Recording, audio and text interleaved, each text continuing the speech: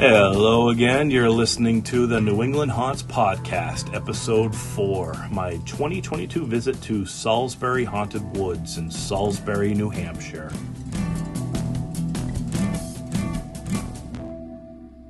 And I am your host again, Hollow Whoosh. It is January 2023, and with me as always is my electric emu, Noobs.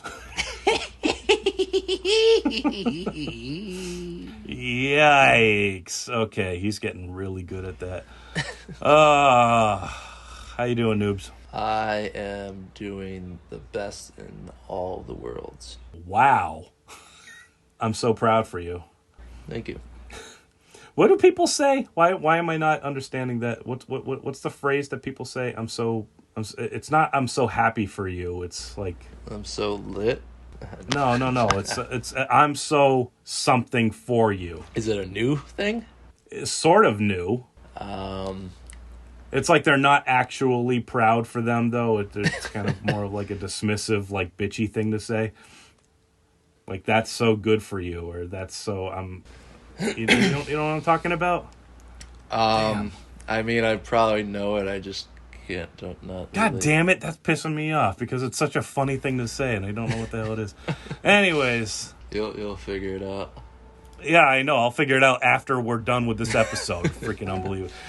So if you remember from my last episode, I just finished up Duke's Spook House, and about 40-minute drive south from Duke's Spook House is the popular and ever-expanding, amazing Salisbury Woods.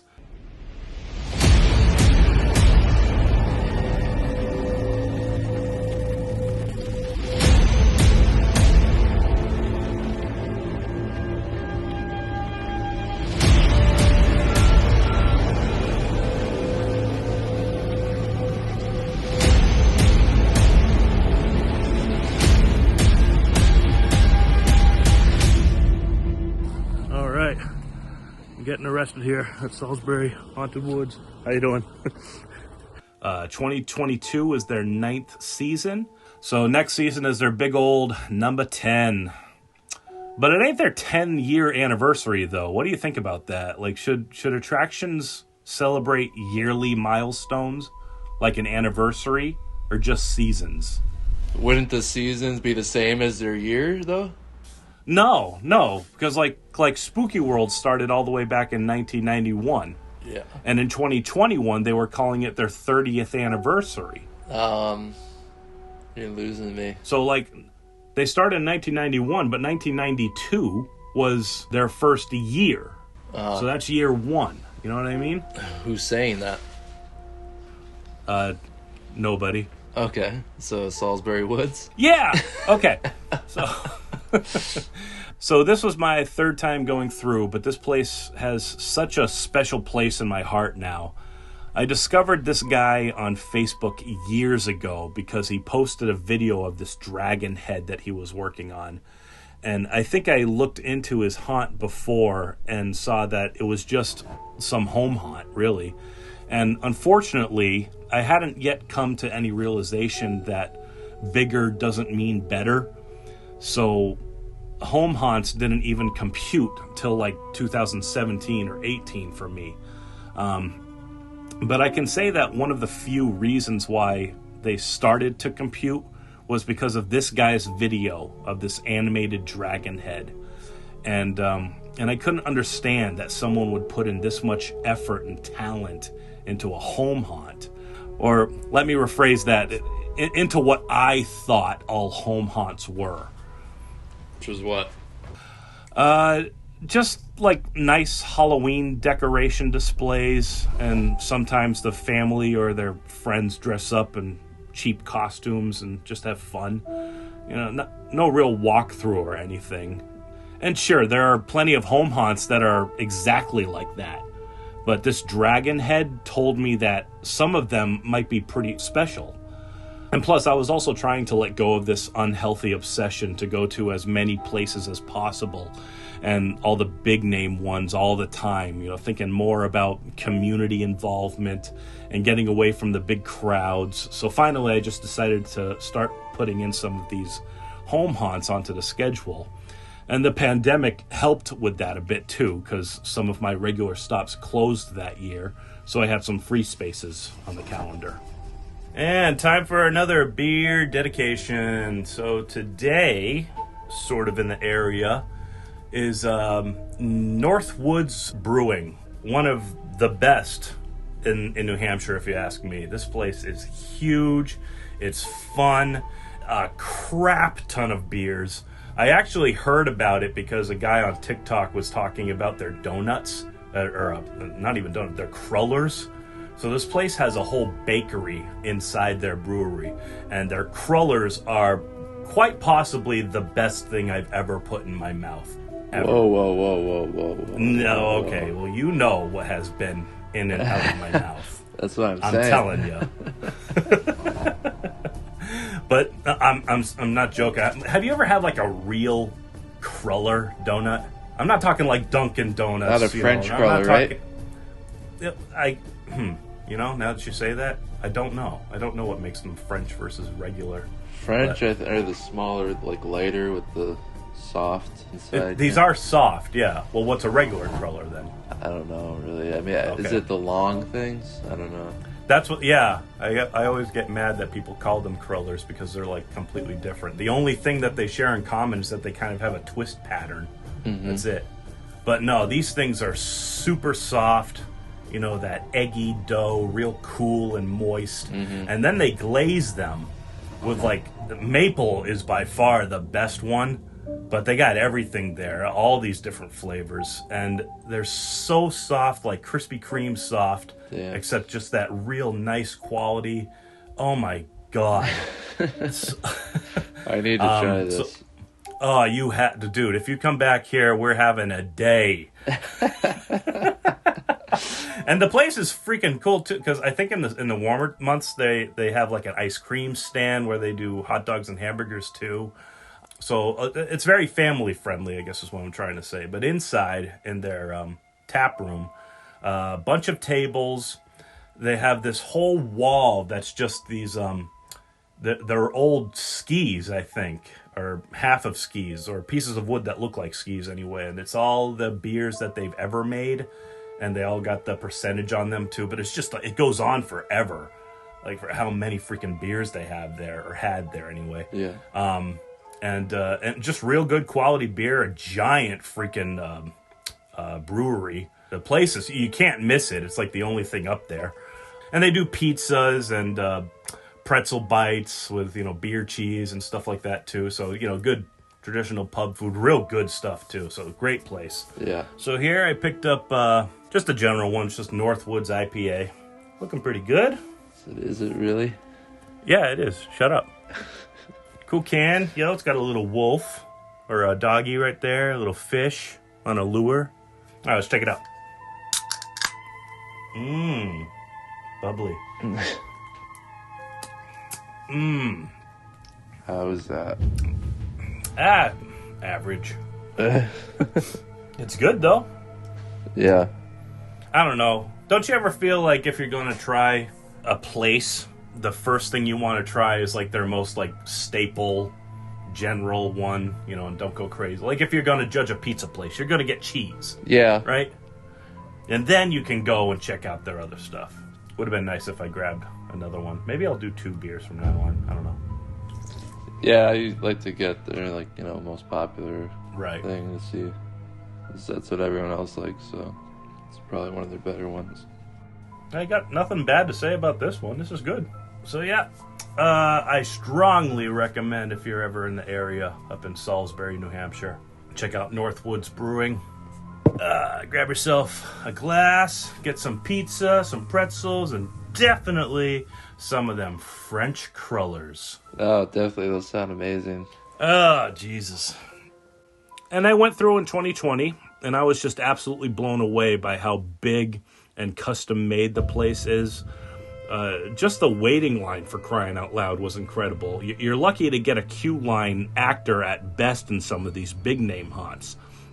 It was a cemetery with all these props and monsters on the outside of black fences and a big jack-o'-lantern display. Brand new handmade 1800 style wooden hearse on with the glass sides. And that actually came in 2021. There's freak show characters. I honestly thought that this waiting area would be the whole haunt. I still didn't get this home haunt concept yet. But then the owner, Brett, opened up the door of this giant cutout clown face and let me into their haunted barn. And I guess this whole place started in this little barn way back when, only a $2 admission. So it wasn't the big haunt that it was now. So is this... How big is the property? Is it like his house, the whole house and everything done up? No, not his house. It's his backyard. He has like a little cleared out field, I guess, for the waiting area. And then the whole actual haunt is in the woods. And I'd say maybe an acre. But it all started out in this little barn. And the barn is still there. Yeah. And I just thought that was cool. It wasn't that long ago. $2 admission for only, 10 years ago now? Right. I mean, you'd be back at $2, even just for a little barn. I mean, that's pretty good.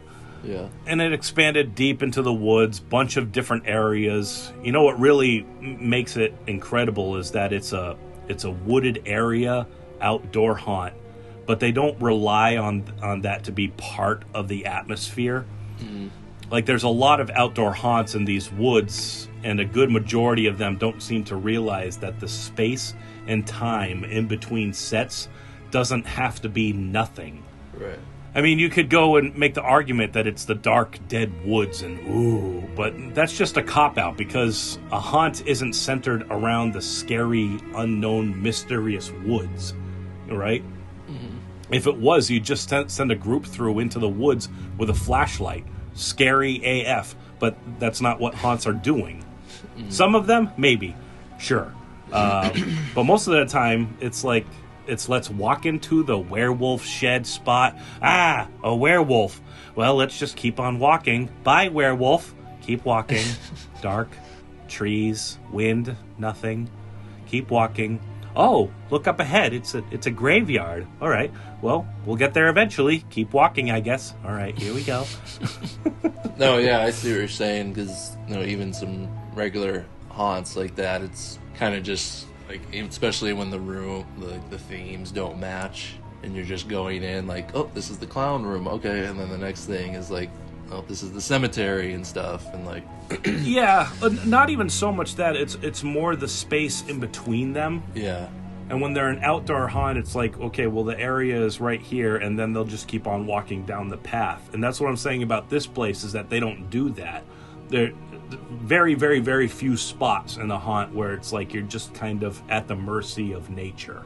Yeah. It's decorated throughout the entire thing, even though it's outdoors. And even some indoor places I've been to are like that, too. It's like they just made like a 30-foot hallway to get to the next room. And Right. There's nothing in that hallway. Not a lot of them, I'm just saying I've seen it before. I mean, it is a home haunt, but still, Huh? With this one, you're saying, Yeah. like, you don't like the spaces in between. No, what I'm saying is that he barely has any of that empty space. He's haunted up. Oh, wait, so this one, you're saying this one doesn't have the space in between? No, there's something to look at every single step of the way.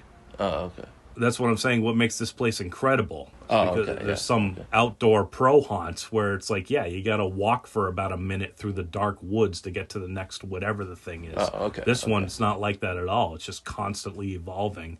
Right. Great outdoor haunts understand this, and they make sure to use the woods as a backdrop at best. And there's a labeled area of the trail for every square foot of it. There's always something to look at. You need to constantly keep turning around and seeing what's around you. Not, I think I see a light that way, let's go. So Salisbury Woods does a fantastic job at this. Right. It's a good 20, 25-minute walk through. It was a hell of a lot more than I thought it was going to be. Their clown barn is full of actors and animatronics, a big zombie area with plenty of zombies reaching out for you through chain link fences and stuff like that. Some unique areas too, like a gingerbread witch house, a whole Salem witch trial vignette. It's almost like they took the whole set from Salem. It's just, Really? it's like it's right out of one of their wax museums. Yeah. Big tall ant or spider thing. His dragon head was inside the medieval skull castle. Big stuffed animal maze, evil church, Dracula castle. Just amazing. Yeah. And this year they've revamped a few sets. They have this whole new catacombs area now. It looks incredible. They put in a whole new house at the end. Ton of work. It really is impressive how much they've done with this place. So with like all this stuff, it seems like it's like a lot of work. Is there like a line where you would say like between home haunt and like where it like goes a little above and beyond like a normal home haunt? There definitely is. I'm just not entirely sure where that line is. I haven't thought about it too much. I feel like I have like a loyalty to keep calling this place a home haunt because it makes it sound better. Yeah. You know what I mean? Because once you go in a pro haunt, then there's more expectations. I don't know. If this place was a pro haunt, it's surpassing what I would expect a pro haunt to do. Yeah. So, but yeah, there's just something about saying that it's still a home haunt. Because, I mean, it technically is just in a guy's backyard. But I wouldn't say that that's the line, you know? Like, so long as it's on somebody's personal property, it's a home haunt. No, that doesn't make any sense. I really don't know when it actually switches over. I guess, maybe, just thinking about it right now, like how much it feels like it's actually by the community for the community. So, like, anybody can come from however far they want, from the other side of the country, the other side of the planet, to come check it out. That's fine. But the majority of why they do it is to help the community and make the community stronger. I guess that's definitely at least part of where that line is. Because these guys, it's a fundraiser event. It's mostly for the schools in the area, particularly the music programs in those schools. I'm not sure why. I never asked why, but it's for them. So I'm not. That's definitely somewhere of defining when a home haunt switches to a pro haunt, or how long a place can still be called a home haunt without being considered a pro haunt yet. Does that make any sense? Sure. Okay. You know what? Done with you. Yes, it does. And before I arrived, I was told that a couple things were changing, and unfortunately for me, one of those things was that dragon head, which kind of holds some sentimental value to me because I kind of look at it as the thing that opened my eyes to this whole other side of the haunted attraction world. Other places I keep going to for years, and they have that same prop or that same character out there that I think are great, but they don't hit me as hard as they did the first time, obviously. Mm-hmm. But this dragon head I only got to see for 2 seasons. And this giant spider, or I keep on calling it an ant, he's going to take that out next year. And that's another prop that amazed me, and I hate to see it go. But on the other hand, there is a lot of haunts that I don't go to year after year because I just know that they don't change it up that much. So I respect the hell out of anyone who switches it up often and knows when to retire certain things. You know, sometimes I feel like I'm getting older and I kind of feel like I want to recreate that happy moments in my life. Mm-hmm. Because making brand new ones keeps getting harder to do. So I hold on to those little sort of nostalgic moments, like the first time I saw that dragon head or that spider, right, or a lot of stuff there and everywhere else that I go to. I don't feel like it was like that before for me. I was always hoping to see something new and improved. Now, like I say, I feel like I'm getting older, and it's like you want to hold on to those things. Right. You're saying with this guy, he takes things away every year, or No, not every year, but it's just, I don't know how long he's been working on that dragon head. And sure, things get wear and tear and whatever, and they want to change up things. I get it. Yeah. But no, a lot of places will leave something in there for a few years and then just switch it up. It's a great experience shooting video up there too. I made a video review for them in 2020, another one in 2021, and I feel like they both came out really good. I really hope that they helped a lot of people find this place. And I was in the middle of making a video for them this year, but my freaking iMac decided to die on me, and all of my footage was on it. And I'm still trying to get the data off of that old hard drive, but it's apparently very complicated. So now I have to freaking send that out to some like freaking clean room somewhere and spend a couple $100. So that sucks. But I mean, it's just always a good time shooting video in that place. I think a lot of it has to do with the good lighting that he has and the great actors. They do a great job, even though they're all volunteer. And you can tell that they really love what they're doing. And I think the type of guests that they always get up there are really good, down-to-earth people, too. It's not just big groups of teenagers. The whole family wants to go. You just seem like people are much more respectful up there. Although I could say that the police cruiser and cops out in the front could have a little bit to do with that. They had real police there on site? Oh, they have real police practically everywhere. You have to now. I mean, It's well, like- for a home haunt, I meant. Like, Yeah, maybe that's the line. If you have to hire a cop to freaking... No, there is a lot of people that go to this, and there barely is any parking. There's a little gas station across the street. You can maybe fit like 15 cars over there Yeah. in their little parking lot. The rest of the people are parking up and down the street. So yeah, I just really hope that they keep on going. It's going to be a great year next year. 10th season. And all right, it's time for a review roundup.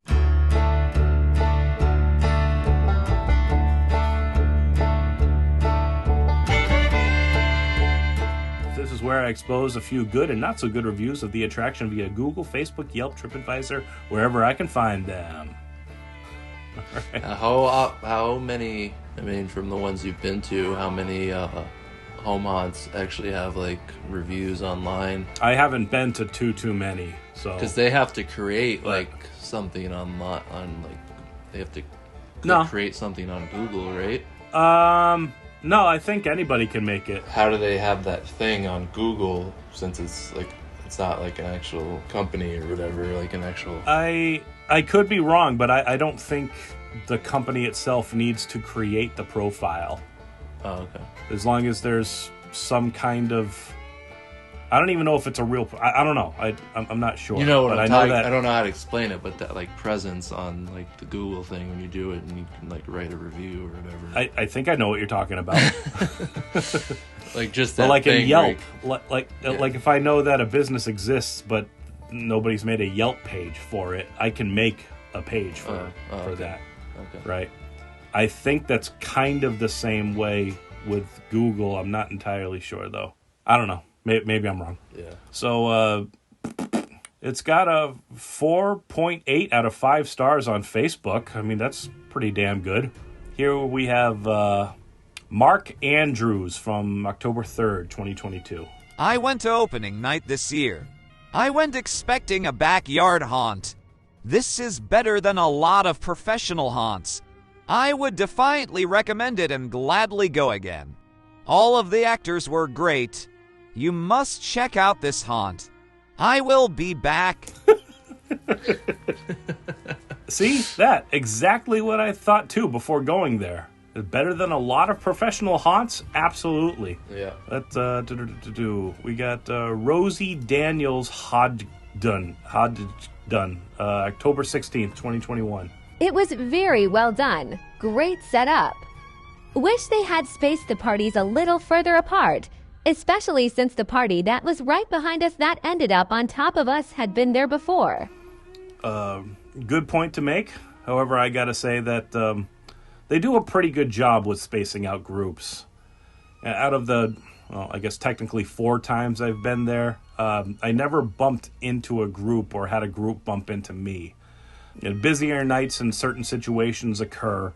I don't think there's anyone there trained to stop a group or hold them back for a little. So, yeah, there can be people that run through the thing, especially if they've gone through multiple times. So, yeah, maybe that might be a thing to keep an eye out on. And one last one from Facebook. Always puts on a great show every year. However, buying tickets scheduled for 9 o'clock, then waiting in line until 10:20 was definitely a buzzkill. Yeah, they are timed tickets, but much like everywhere else, time doesn't mean when you will get in. That's just when you can line up, really. Oh, look at this. We got a response from the owner. That is a fair criticism. We do our best to space out groups so that they are not running into each other on the trail and actors have a chance to reset. This past Saturday, we did not get our timing right, which resulted in longer than normal waits towards the end of the night, and apologize for that. Sounds like somebody trying to take a violent crap. Look at that response there. Professional, straight to the point, no excuses, no attacks, just apologizing. And that's how it goes most of the time. You know, the wait can be terrible. I'm one of the biggest haters of waiting myself. But it's good to let the owners know how much it can ruin your night. It's the only way that they're going to work on how to make it less terrible. But I think he does a great job there, actually. Lots of stuff to look at, lots of things to take pictures of. They do have queue line actors. They got food, drinks, and him. Oh, Jesus, that's the other thing I didn't freaking mention about the place. The owner, Brett, he puts on his, fun clown character, and he's knocking jokes to everybody the whole time, and they're great, dad humor, horror-themed jokes. It's great. He puts in more effort than most people I see in pro haunts. It's really spectacular. What did they have for food and stuff? It was different. It's like French fries and pretzels, stuff like that. Actually, it was really just French fries. There was a candy corn. Cotton candy vendor there, candied apples, stuff like that. So no Salisbury steak. No Salisbury steak for you. Sorry. That's a missed opportunity. A Salisbury steak? Where the hell? How do you even remember what those things are? They still have them in store. You still eat those things? No, I don't. But you see them in the... I don't do it. I mean, I'm just saying. See them in the frozen food section. They weren't bad, actually. Oh. All right, let's try to find some haters here on Google. Barely any bad ones. Wow. The few low score rating ones don't even say anything. It's just a low score. All right, here's one. 4 stars from Robert Fitzgerald. Looks like it was from maybe March or April of 2022. Nice place to get out and walk around. Thanks, Robert. I fucked up. Whatever. That's it? That's it. That's all you get. Oh, response from the owner. Not sure you have the right place, but thanks anyway. I mean, it could have been. Who would say that? Oh, this place looks nice. Let's get out and walk around. See, you just have stupid crap like that, too. People just don't know what the hell they're posting to. Yeah. So everything else on Google is 5 stars. Let's do 2 here. 5 stars from Rebecca McGrath. Long one. There we go. This was our 2nd year going, and it has always been such an amazingly fun, spooky and haunting time. Everyone involved always really gets into character. The entire production is completely top-notch. I honestly cannot say enough wonderful things about it. Okay. All the kids in our family love horror and scary things. Oh, yeah. And I'm the lone wolf who doesn't. Yeah. It completely freaks me out. Okay. However, I will always go She's to the still Salisbury talking. Haunted Woods because while scary, it is so professionally done, Okay. exceptionally artistic, Yep. and the characters are so respectful of space. Jesus. It's truly She's an still amazing going. experience. From the moment you get to the Okay. entrance until when you get back We to get the it. car, that Okay. I and my husband and kids all highly recommend. Okay, shut up. God, okay. Thanks. Ugh. I appreciate the positive reviews. It's just, we keep going. And The place is so professional, and everything is great. Every time we go, we have an amazing time. I can't believe how amazing everything is. It is so amazing. Okay. All right, what does Yelp have? Only one review, and it's from 2022. Heather F. All right, what does she got? Thoroughly enjoyed our time here. Everyone was kind and welcoming. The haunt has great potential. Unfortunately, we didn't get to enjoy it as it was meant to be presented due to an unruly family in front of us that kept holding up the flow of the attraction. This was no fault of the Salisbury Woods folks at all. We will definitely be back to hopefully get the full experience as intended. Look at that. 5-star review. Knew they didn't have the best experience, but blames it on other guests. And if there was ever an aphrodisiac for haunt owners, I think it's reviews like this. That's a unique way to put it. Oh, yeah. You like it? Yeah, I know you would. All right.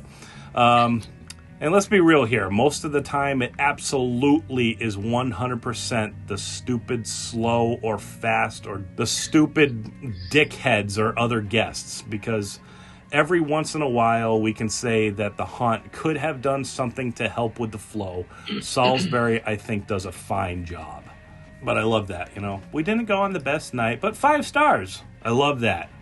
Right. Yeah, that's a lot like how I would review places, because I know that there's other things that are ruining the experience for me, and they don't have too much control over it. So you judge it by what you know that they're trying to do.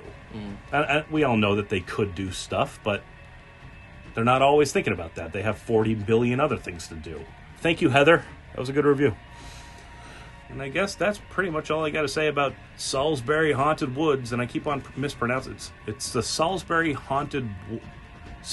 Woods and Haunted Barn. Oh, okay. Salisbury Woods Haunted Barn and Trail. They could definitely shorten that up a little. They can definitely, if we abbreviate it, it probably does the SWHBT. Damn. I mean, Salisbury Woods sounds pretty good. Sometimes some haunts can make some nice abbreviations, like Headless Horseman, hay rides, and haunted houses. We just call it H5. Yeah. Obviously do whatever they want, but no one's going to call it by that name. Like, no one's going to be like, hey, want to go to the Salisbury Woods Barn and Haunted Trail tonight? Like, they're gonna be like, you want to go to Salisbury Woods, or, Yeah. Oh, I always call it Salisbury Woods. I was just saying that I think officially they are the Salisbury Woods Haunted Barn and Trail. Not entirely sure. But that's another reason why we really like the Gulag, because like every haunt is like some kind of the scary trail of madness and the haunted house of woo woo woo and whatever. And then there's just the Gulag. It's just, that's cool. Yeah. There's not many haunts out there that have just a nice, like, mysterious name like that, Yeah.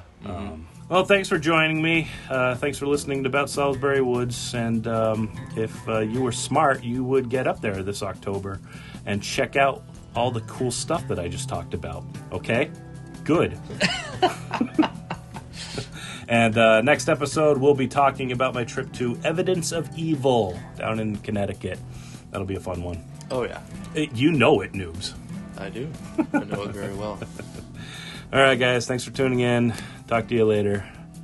Bye-byes. Pieces.